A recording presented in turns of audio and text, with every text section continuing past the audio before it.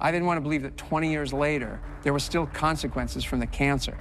As my swallow reflex got weaker and weaker, I had to take smaller and smaller bites of food.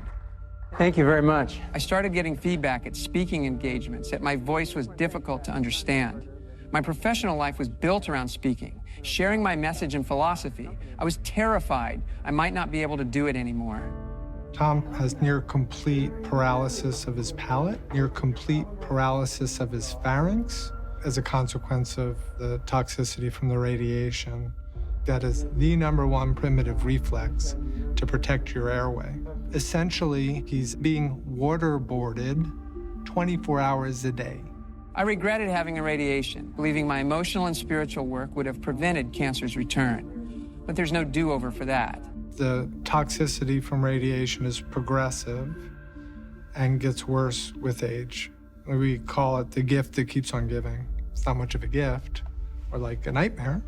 I was determined not to let this break me, to use everything I'd learned from Deepak's teachings, Dr. Belafsky's treatments, and my spiritual guide, A Course in Miracles, to live a full life.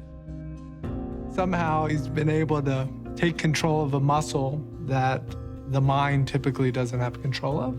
I can't tell you how he's been able to do that. His doctor said Tom should be feeding through a tube.